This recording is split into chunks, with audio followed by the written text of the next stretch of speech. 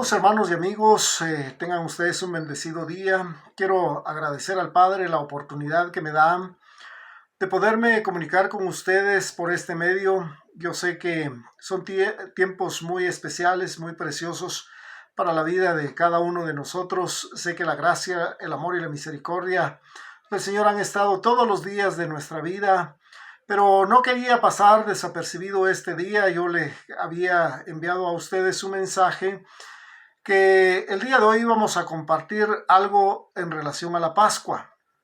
Sabemos que este es un tiempo donde la gracia, el amor y la misericordia del Padre se han manifestado de una manera indescriptible para la vida de cada uno de nosotros, y creemos que la palabra del Señor es viva y eficaz y más cortante que una espada de doble filo, que penetra las coyunturas y los tuétanos y discierne los pensamientos y las intenciones del corazón.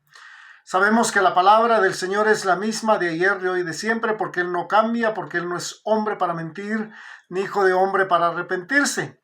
Y cuando le comentaba a usted anteriormente que estaba en nuestro corazón lo que el Espíritu Santo puso algunos días de poder hablar en relación a la Pascua, déjeme decirle que nosotros creemos que el Señor es todopoderoso. Hace algún tiempo atrás, o menos de un mes, tuvimos la oportunidad de compartir con ustedes los tiempos de preparación que tuvo José, que tuvo el pueblo de Nínive para arrepentirse, que tuvo Noé. Pero yo creo que este es un tiempo también donde nosotros podemos entender que la iglesia como tal debe de estar preparada para los acontecimientos que han de venir. Seguramente muchos o la mayoría de personas en este tiempo se estuvo preparando, algunos con alimentos, con víveres, etcétera, para tener la provisión que implica el poder cubrir las necesidades en este tiempo de cuarentena que el gobierno o los gobiernos de los diferentes países nos han puesto, obviamente para cuidar la salud de la población. Pero creo también importante hacer mención, hermanos, en relación a la Pascua. Y la Pascua también pude entender en estos días que es un tiempo de preparación, pero es un tiempo de preparación para la iglesia. Yo le decía hace un momentito que en el caso de José, cuando estuvo en Egipto, tuvo la oportunidad de prepararse él y el pueblo de Egipto para los 7 años de hambruna que hubieron en la tierra. Pero también en el transcurso de ese tiempo, José preservó la vida de su familia al haberlos tenido instalados en Egipto. Conocemos nosotros la historia de que cuando José muere da una profecía, ¿verdad?, de que él iba a estar por un tiempo en Egipto, pero que era necesario que eso aconteciera, y posteriormente que el Señor iba a libertarlos de la esclavitud del pueblo egipcio. Obviamente sabemos que después de 400 años de esclavitud del pueblo de Israel, en Egipto el pueblo de Israel empieza a clamarle al Señor porque estaban cansados ya de las duras tareas a que eran sometidas en el pueblo de Egipto. Usted conoce el relato bíblico, y yo creo que es importante que usted y yo podamos analizar a la luz de la palabra que el Señor escucha el clamor del pueblo de Israel. Y cuando escucha el clamor del pueblo de Israel, llama a un hombre llamado Moisés, que estaba en Egipto, pero después sale huyendo, se encuentra con él en el desierto en una zarza ardiente, y le dice que él va a ser el hombre que ha elegido el Señor Dios Todopoderoso para libertar al pueblo de Israel. Obviamente, pues usted conoce el relato bíblico. Moisés vuelve a Egipto, pide la ayuda de su hermano Aarón, y pues suceden prodigios, milagros y maravillas que el Señor hace. Sin embargo, el corazón de Faraón se endurece de una manera sorprendente y no deja en libertad, al pueblo de Israel.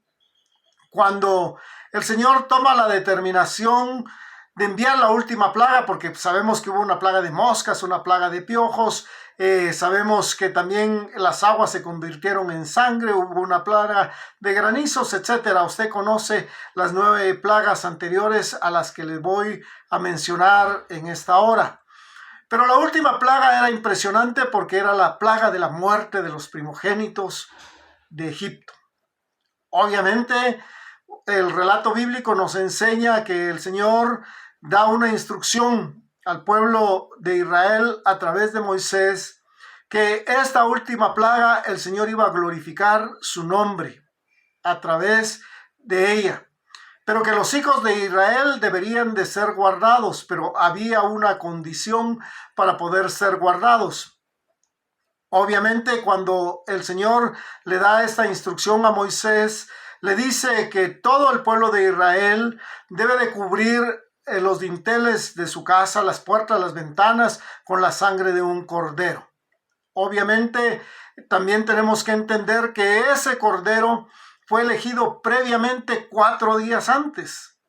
Dice la escritura que en el 10º día del mes de Abib, ellos debían de haber escogido un cordero. Ese cordero lo debían de sacrificar el día señalado y debían inmolarlo, declara exactamente la escritura, y colocar la sangre de ese cordero en los dinteles de las puertas y las ventanas, para que cuando llegara el ángel de la muerte y viera la señal en los hijos de Israel, no entrara y matara a los primogénitos de Israel.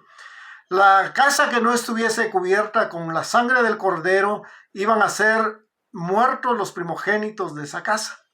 Obviamente, el pueblo de Israel sigue las instrucciones que le fueron dadas a través de Moisés, y llega la noche determinada por el Señor. Pero no me quiero enfocar en esta hora lo que sucedió en el pueblo de Egipto. Quiero ir un poquito más allá, porque cuando nosotros analizamos la escritura en el Evangelio de Lucas, en su capítulo 22 y versículo 7, declara: llegó el día de los panes sin levadura, en el cual era necesario sacrificar el cordero de la Pascua. Entonces Jesús envió a Pedro y a Juan diciendo: id, preparadnos la Pascua para que la comamos.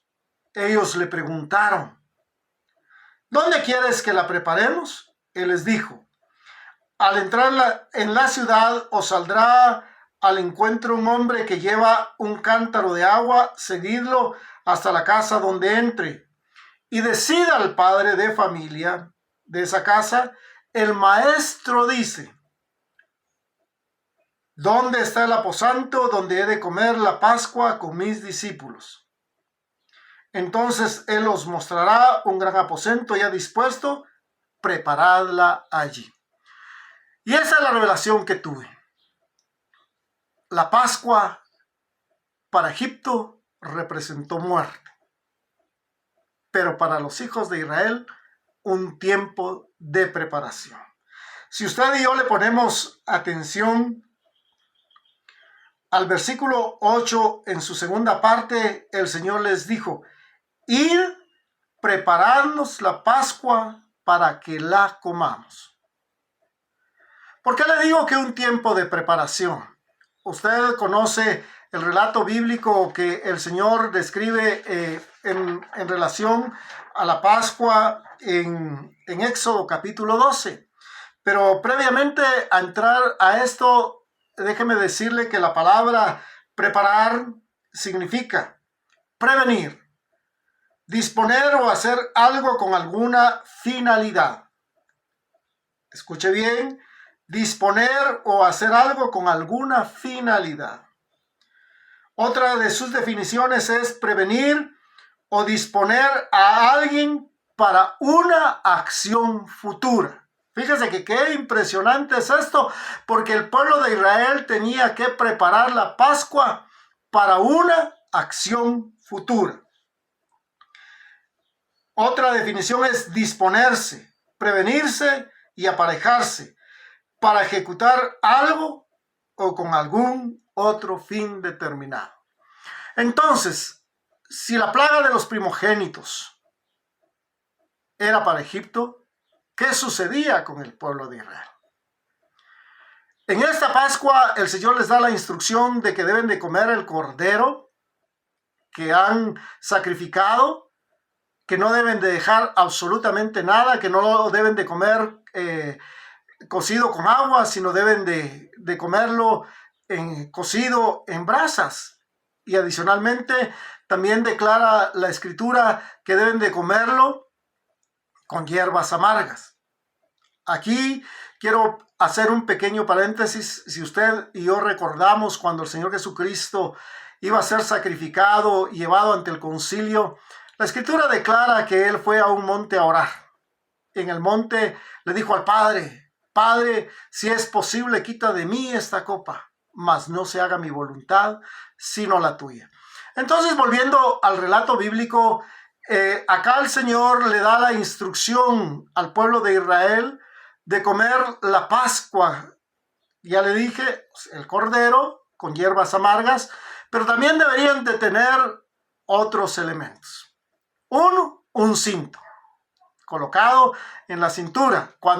Deberían de colocarse también el calzado y deberían de tener el bordón preparado. Fíjese que estos tres elementos nos hacen relación a lo que la Escritura nos define como la armadura de Dios. En el libro de Efesios, en su capítulo 6, versículos de 10 adelante, usted los puede meditar y usted puede leer en relación a ello. Dice la Escritura que debemos de ceñir nuestros lomos con el cinto de la verdad. Entonces empieza esta Pascua con algo muy importante para nosotros: verdad. De hecho, la Escritura declara: conoceréis la verdad y la verdad os hará libres. Si nosotros empezamos a hablar verdad, seremos libres. Declara también Efesios 6 que debemos de colocar en nuestros pies el calzado del apresto por anunciar el evangelio de la paz. Paralelismos posiblemente. Quiere decir esto que nosotros en este tiempo hemos sido llamados para llevar el evangelio de la paz a toda criatura. El Señor dejó una instrucción y dijo: id y predicad el evangelio a toda criatura. Y también declara su palabra que debemos de tomar la espada de la fe. Un simbolismo del báculo o del bastón al cual el Señor hace mención en el libro de Éxodo capítulo 12, versículos del 1 en adelante. Porque así debía de comerse la Pascua. Estos tres elementos, hermanos, el bastón nos representa la autoridad. ¿Recuerda usted que cuando Moisés y Aarón llegaron ante el faraón, lo primero que pusieron fue la vara, que se convirtió en una serpiente? Esa es la autoridad que el Señor delegó en Moisés. Ahora, esta autoridad también se la está delegando al pueblo de Israel. Insisto en esto. Para Egipto, una plaga. Para Israel, un tiempo de preparación. Un tiempo de preparación, ¿por qué? Porque iban a ser libres de la esclavitud a la cual habían sido sometidos durante 400 años. Obviamente, el día siguiente salen de Egipto y el Señor los lleva. Le dice a Moisés por dónde conducirlos. Y si nosotros analizamos el relato bíblico, la Escritura declara que Dios hablaba a Moisés y Moisés era como su voz, como su boca. Pero no se había revelado plenamente al pueblo de Israel. Usted recuerda que cuando empezaron a suceder los prodigios y maravillas que el Señor hacía en Egipto, el pueblo protestaba porque vinieron y las obras que ellos hacían, el trabajo al cual estaban expuestos, declara la palabra que fueron sometidos a un esfuerzo aún mucho mayor, porque ya no solo hacían el adobe, sino también tenían que ir a traer la paja y la cantidad de ladrillos que tenían que preparar todos los días era la misma. O sea, se había hecho un esfuerzo. Ellos empezaron a protestar contra Moisés. Habían escuchado a Moisés, pero no habían escuchado la voz del Señor. Entonces, este tiempo de preparación tenía que ser un encuentro ya con el Señor.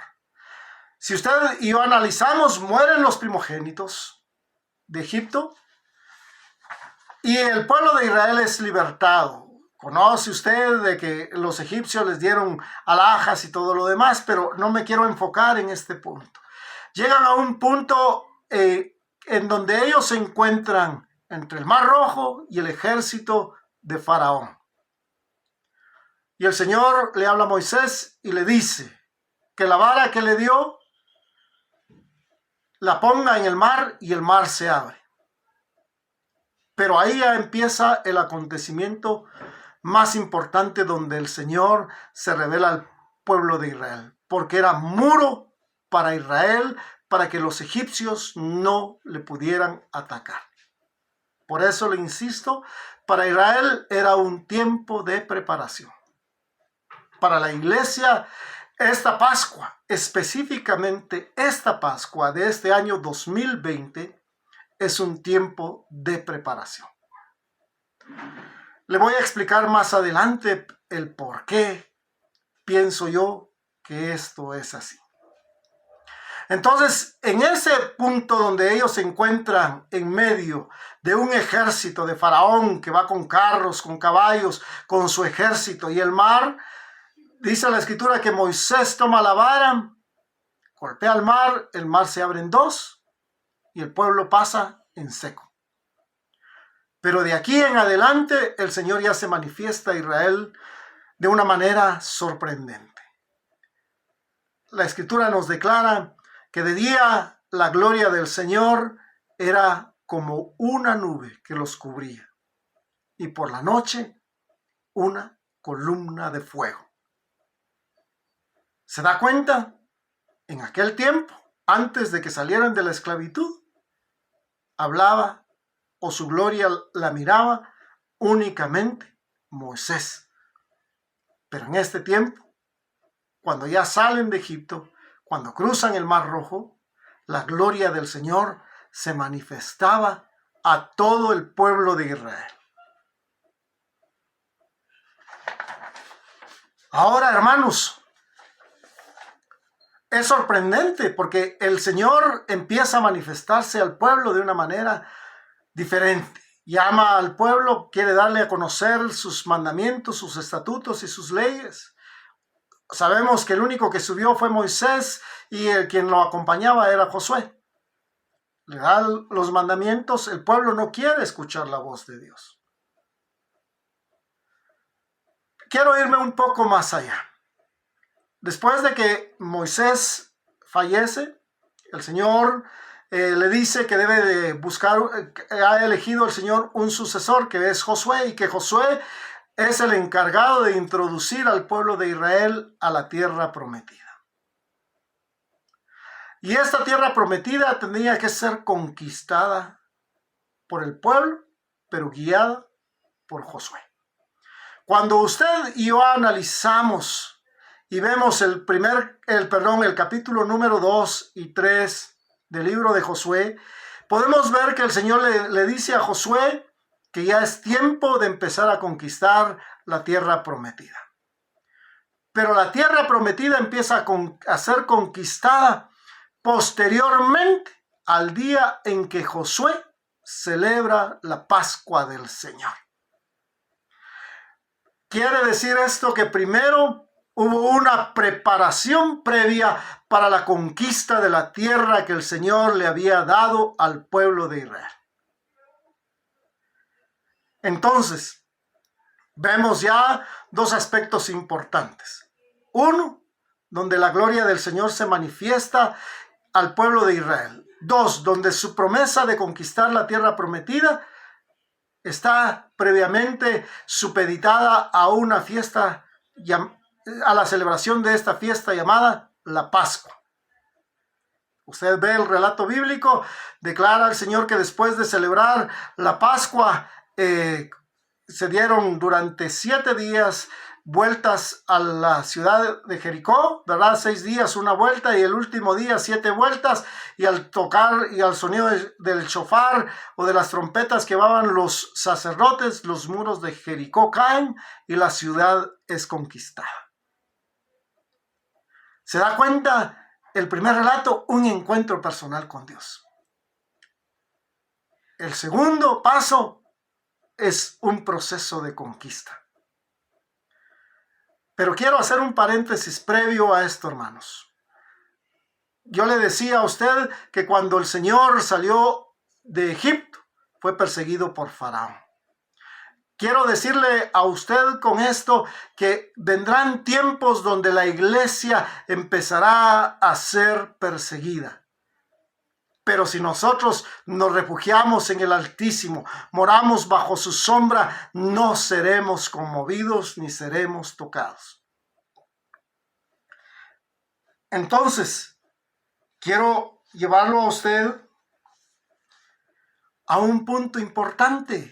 ¿Por qué el Señor Jesucristo estaba interesado en celebrar la Pascua?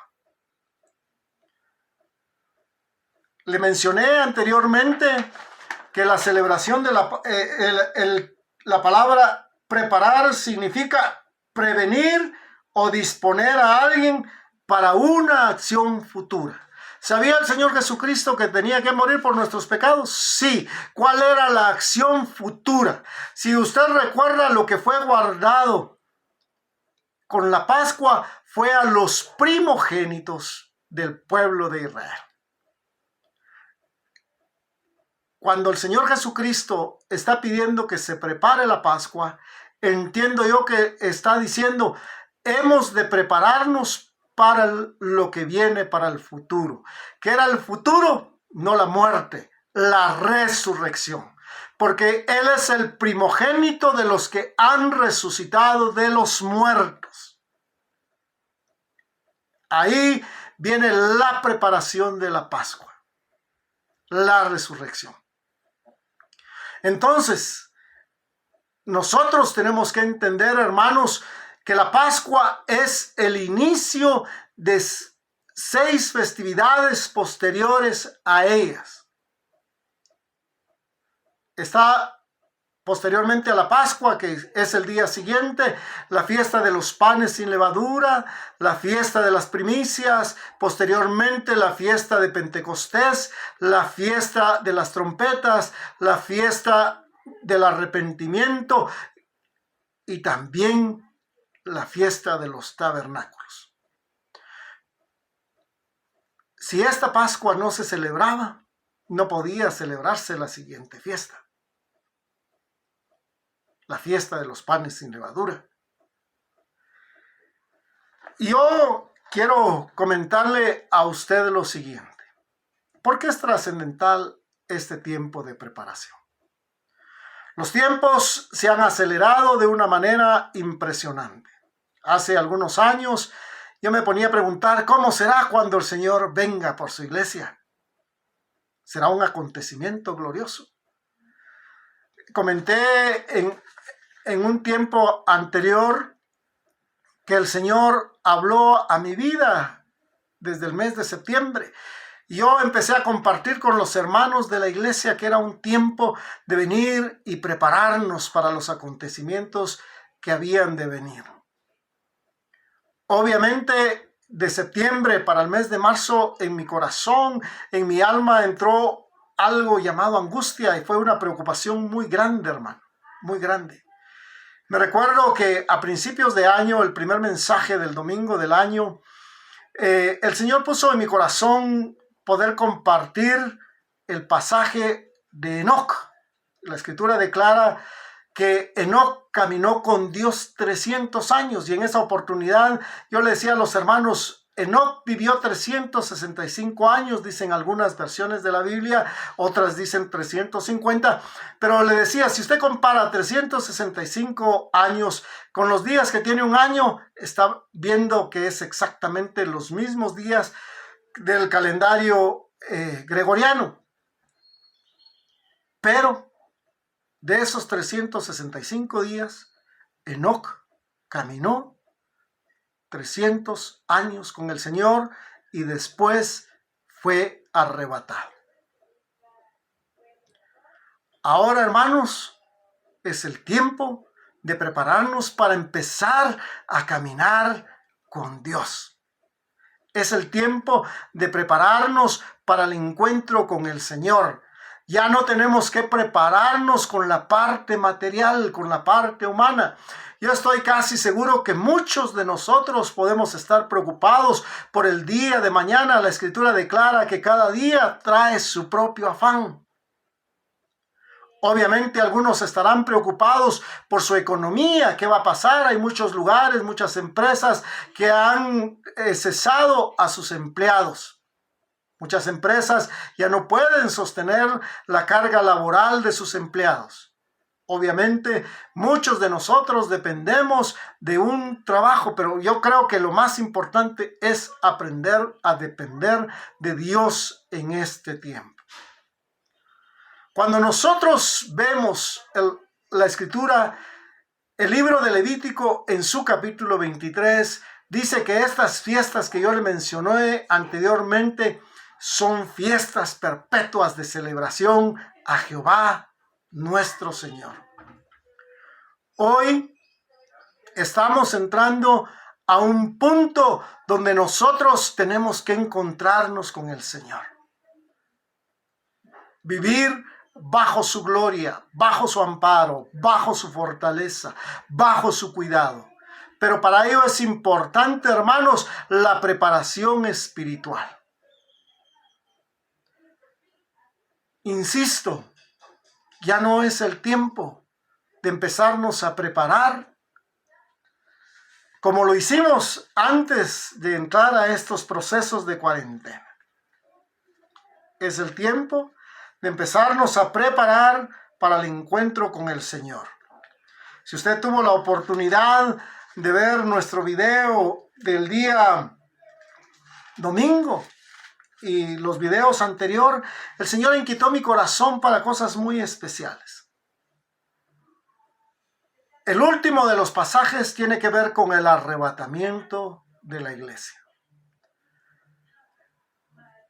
Y usted y yo debemos de recordar que en una de las parábolas que el Señor Jesucristo habló, mencionó una muy importante, la parábola de las 10 vírgenes.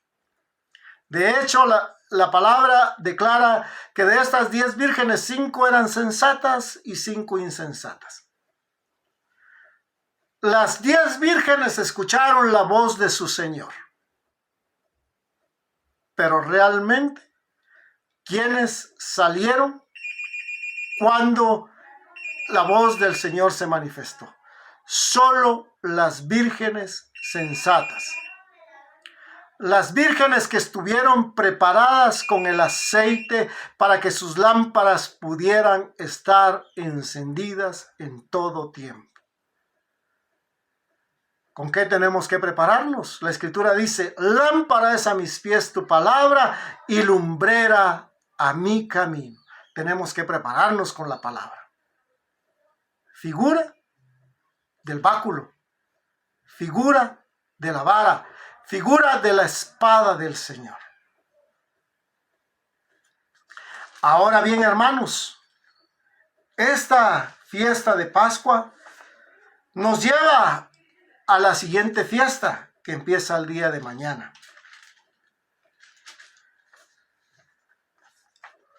Y yo quiero que usted y yo podamos entender qué es lo que nos corresponde a partir del día de mañana. La primera epístola del apóstol Pablo a los Corintios en su capítulo 5, versículos 7 y 8 dice, limpiaos. ¿Qué es lo que hace la sangre de nuestro Señor Jesucristo? Limpiarnos de todo pecado. Pero dice, limpiaos pues de la vieja levadura, para que seáis nueva masa, como sois sin levadura, porque nuestra Pascua, que es Cristo, ya fue sacrificada por nosotros. Así que celebremos la fiesta no con la vieja levadura, ni con levadura de malicia y de maldad, sino con panes sin levadura, de sinceridad. Y escuche bien cómo termina este versículo: y verdad. Hoy sabemos que nuestra Pascua ya fue sacrificada. El justo por los injustos, el Cordero de Dios que quita el pecado del mundo. Pero también tenemos que entender, hermanos, que nosotros a partir de hoy tenemos que empezar a despojarnos de la vieja levadura, del viejo hombre, viciado según sus costumbres y sus maldades. Hoy quiero pedirle a usted que podamos recordar no solo la muerte de nuestro Señor Jesucristo, sino su resurrección, el sacrificio hecho por Él en la cruz del Calvario, pero también, hermanos, que podamos recordar que Él está vivo, Él no está muerto. Él está sentado a la diestra del Padre, intercediendo, abogando y mediando por nosotros. La levadura vieja hoy tiene que desaparecer de nosotros. Yo lo invito porque estos próximos 7 días usted y yo hagamos un análisis de nuestra vida, de nuestra relación con Dios, de nuestra relación íntima y de nuestra relación con el prójimo. Esto nos hará entender qué áreas de nuestra vida están malas para poderlas cambiar. Por eso acá este versículo 7 dice: limpiaos de la vieja levadura. Pero también dice: no con la vieja levadura de malicia y de maldad. Si estamos en Cristo Jesús, la Escritura dice que somos nuevas criaturas en Él. Hoy yo le invito que como un acto de fe, usted y yo podamos celebrar la Pascua del Señor. Llevaría un tiempo muy especial el por qué le digo que este día debemos de celebrarla. Tendríamos que tener un tiempo un poquito más profundo para poderlo analizar a la luz de la palabra. Pero de hecho quiero pedirle, hermano, que así como el Señor Jesucristo cuando fue entregado, declara su palabra, tomó el pan, lo dio a sus discípulos, tomó la copa y lo dio a los discípulos. Hoy usted y yo nos podamos reunir en familia, orar por las familias para que podamos ser guardados. ¿Quiénes fueron guardados de esa plaga? Los primogénitos de Israel. Ore por sus hijos primogénitos. Bendiga sus vidas. Dele gracias al Señor por haberlos guardado y preservado de la muerte, de la plaga, de la muerte de los primogénitos de Egipto. Entonces, hermano, como nuestra Pascua ya fue sacrificada y nuestra Pascua es Cristo, yo quiero instarlo a usted que en su hogar, como no hemos tenido la oportunidad de celebrar la Pascua, de celebrar la cena del Señor, podamos hacerlo cada uno en nuestros hogares este día.